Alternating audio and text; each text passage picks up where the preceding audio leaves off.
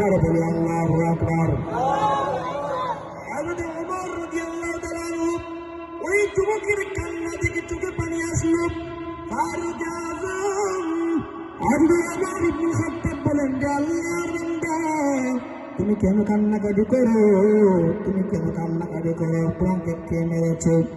যুবক বলে ইয়া ওমর আমি কেন কান্নাকাটি করি তোমাকে বলতে পারবো না, আমাকে রাহমাতুল লিল আলামিনের দরবারে নিয়ে যাও। হযরত ওমর যুবককে নিয়ে বিশ্বনবী কুরআন মুহাম্মদুর রাসূলুল্লাহ দরবারে নিয়ে আসলেন। আল্লাহ নবী বললেন ওমর তোমার চোখের কোণে কেন পানি? ওমর বলে ইয়া রাসূলুল্লাহ ও আল্লাহর নবী আমি তো কান্নাকাটি করি নাই, রাস্তায় একজন যুবক কান্না করতেছে, ওই যুবকের হাও মাও করে কান্না করা দেখে আমি কান্না করে ফেলেছি, আমি কান্না ধরে রাখতে পারি না। রাসূল বললেন ওমর ওই যুবককে আমার দরবারে নিয়ে আসো। যুবককে যখন বিশ্বনবী রাহমাতুল লিল আলামিনের দরবারে নিয়ে আসা হলো, যুবককে বললেন ও যুবক তুমি কেন কান্নাকাটি করো? যুবক বলে ইয়া রাসূলুল্লাহ ইয়া হাবিবাল্লাহ আল্লাহর নবী আমি অনেক বড় একটা গুনাহ করে ফেলেছি। আল্লাহ নবী বললেন যে যুবক তোমার গুনাহ বড় না আল্লাহ আরশ বড়। যুবক বলে ইয়া রাসূলুল্লাহ আল্লাহর আরশের চাইতে আমার গুনাহ বড়। বিশ্বনবী বললেন যে যুবক তোমার গুনাহ বড় না আল্লাহর কুরসি বড়? যুবক বলে ইয়া রাসূলুল্লাহ আল্লাহর কুরসির চাইতে আমার গুনাহ অনেক বড়। রাসূল কারীম ডাকতে বললেন যে যুবক তুমি এমন কি গুনাহ করেছো তোমার গুনাহটা আল্লাহর আরশের চাইতে বড়? তুমি কি কাউকে হত্যা করেছো? তুমি কি কারোর সঙ্গে জিনা করেছো? তুমি কি শিরকের মতো গুনাহ করেছো?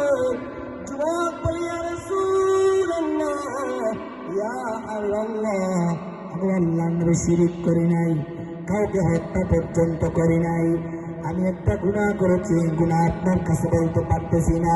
সরকার দু আলম মুহাম্মদুর রাসূলুল্লাহ বললেন না যুবক বলো তুমি কি গুনাহ করেছো?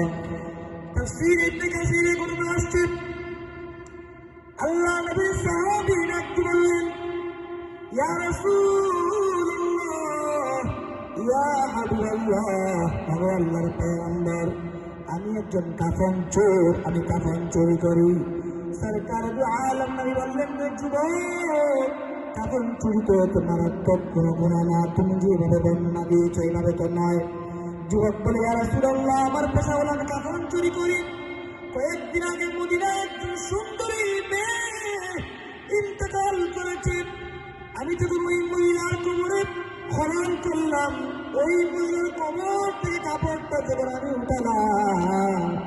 উঠানোর উপর যখন আমি গর্তের মধ্যে লাইট মারলাম, আলো জ্বলা দেখি এত সুন্দর একজন যুবতী মহিলা।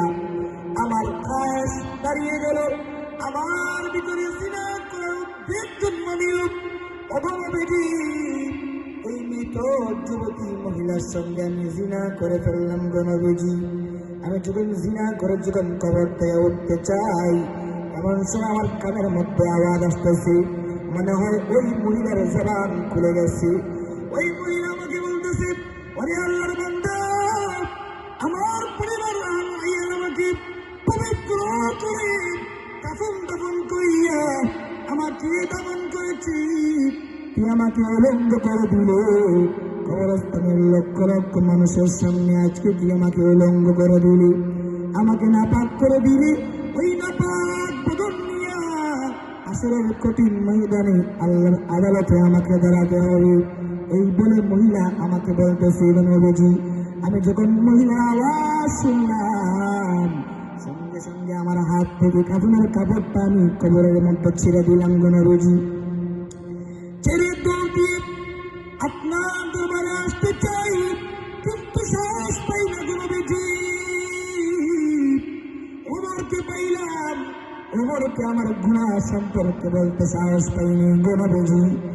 নবীজি আমার গুনাহ সাংঘাতিক কিনা বিশ্বনবী রাহমাতুল লিল আলামিন বললেন যুবক তুমি এমন একটা গুনাহ করেছো, তোমার গুনাহটা সত্যি বড় সাংঘাতিক।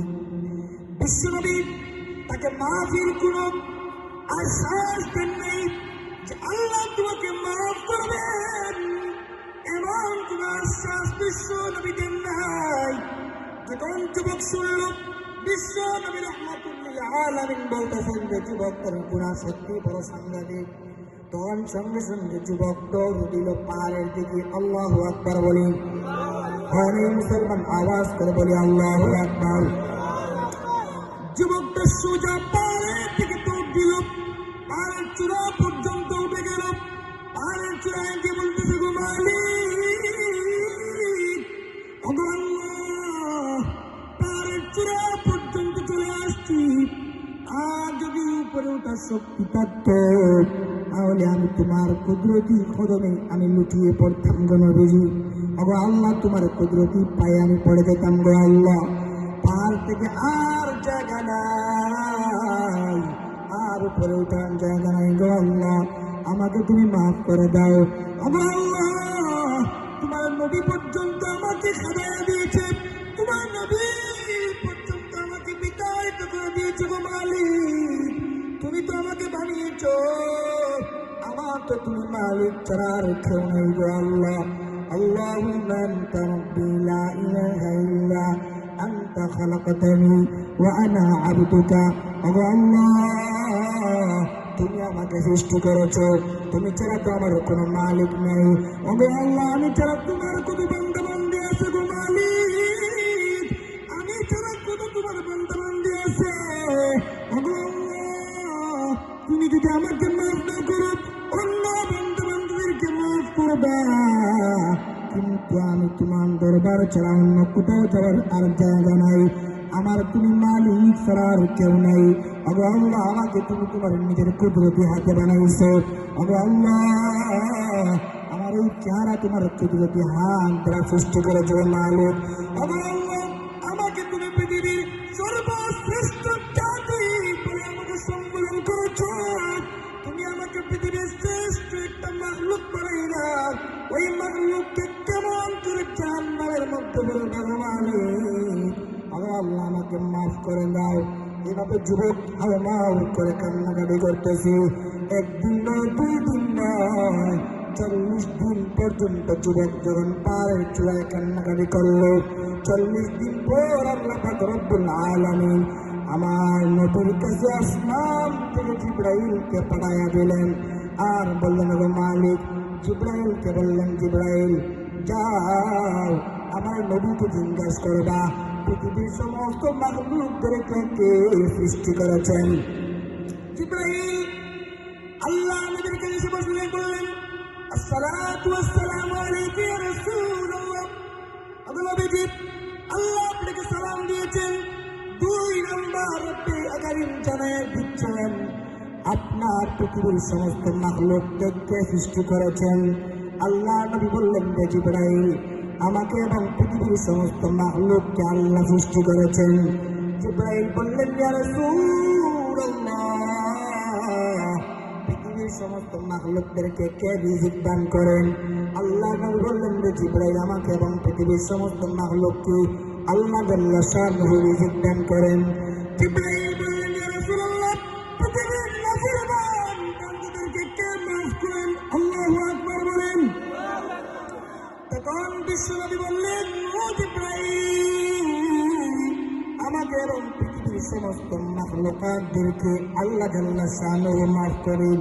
জিবরাইল বললেন ইয়া রাসূলুল্লাহ, গত কয়েকদিন আগে আপনার একজন নাফরমান বা উম্মত গুনাহ করে আপনার কাছে এসেছে, আপনি তাকে জানিয়ে দিয়েছেন ওই বান্দাটা পাহাড়ের চূড়ায় গিয়ে মালিকের কাছে কান্নাকাটি করেছে, মালিক তার কান্নাকে এত কবুল করেছেন, 40 দিন পর আমাকে পাঠাইয়া আপনার কাছে জানাইয়া দিচ্ছেন আপনার যে নাফরমান উম্মত মৃত একজন যুবকের সঙ্গে জিনা করেছে, ওই যুবককে স্বয়ং রব্বে কারীম পছন্দ করে তার জিন্দগির সমস্ত গুনাহ মাফ করে দিয়েছে।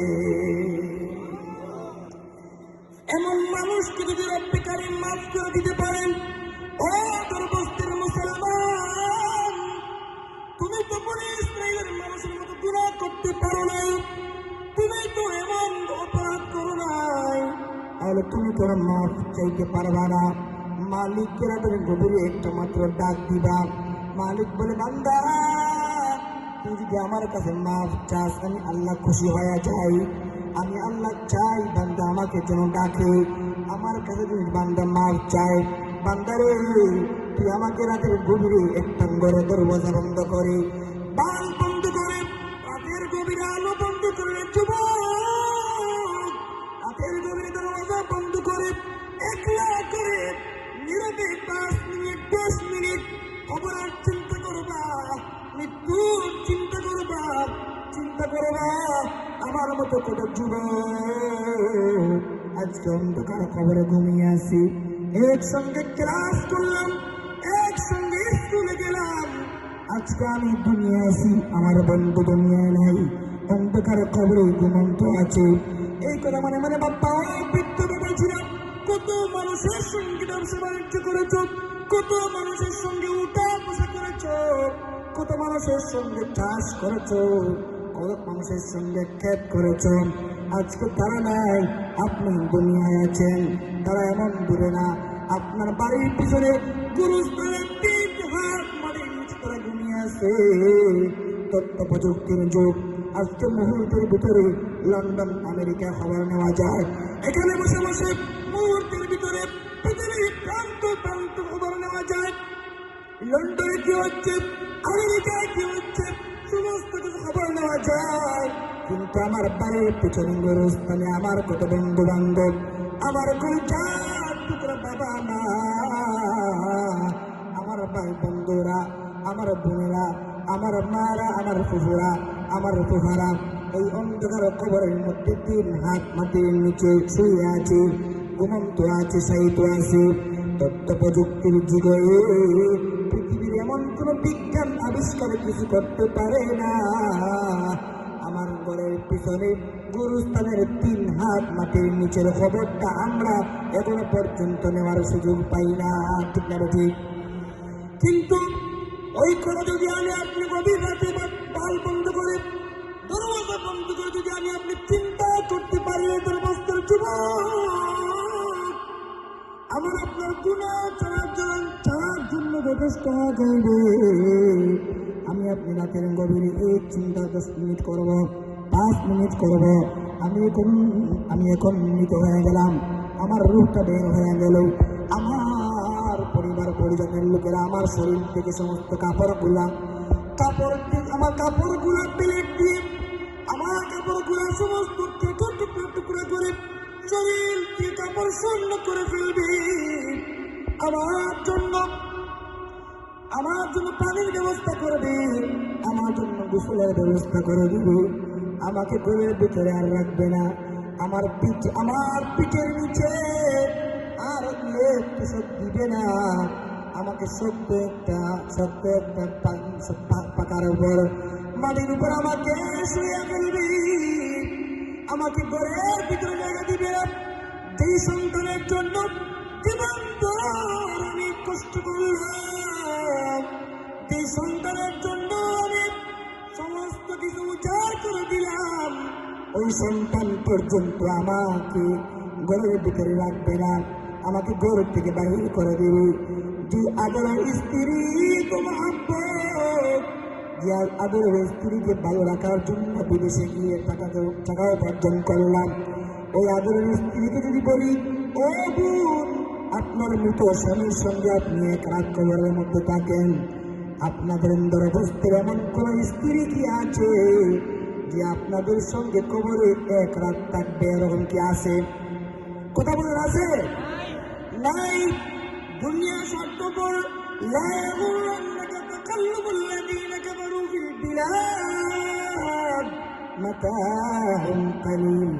দুনিয়ার চাকচিক্য সব কিছু টোকা, এগুলো দুকার বেকারিম জানায় দেন। দুনিয়ার চাকচিক্য সব কিছু দুকারে বান্দা, তুমি চিন্তা করবার রাতের গভীরে আমি এখন মরে গেলাম, আমার কবরে কেউ নাই, সবাই আমাকে দাফন করে কবর থেকে উঠে যাবে, কেউ আমাকে কবরের সঙ্গে হবে না, এরকম চিন্তা করবা। আর মালিক চোখের পানি ছেড়ে ডাকতে বললাম, আল্লাহ কত গুনাহ করেছি, আমার হাত না পাক, আমার পা না পাক, আমার জবান না পাক, আমার সমস্ত শরীর গুনাহের কারণে নাপাক হয়ে গেছে গো মাওলা। আমার গুনাহের খবর যদি আমার মা জানে, আমার বাবা জানে, আমাকে ঘর থেকে বাইরে করে দিবে। ওদের বস্তুর যুবক, তোমার মোবাইলে গোপন কি আছে এগুলো যদি তোমার মা জানে, বাবা জানে, তোমাকে ঘর থেকে বাইরে করে দিবে। সমাজের মানুষ যদি জানে, তোমাকে ঘৃণা করবে। কিন্তু এমন একজন মালিক উনি জানার পরে দুনিয়ার কাউকে জানাতে চান না, কাউকে জানান না, তোমাকে মহব্বত করেন আর বলেন আমার বান্দা কখন বুঝবে আর আমার কাছে মাফ চাইবে। আমার বান্দা যদি তার জিন্দগি গুনাহের উপরে একবার লজ্জিত হইয়া আমি মালিককে আল্লাহ বলে বান্দা দিয়ে চোখের পানি চাপতে পারো, ওই চোখের পানি নাকের দেখা আসার আগে আগে আমি আল্লাহর বান্দাকে বানায় আমার কুদরতি খুলে উঠে আনেব।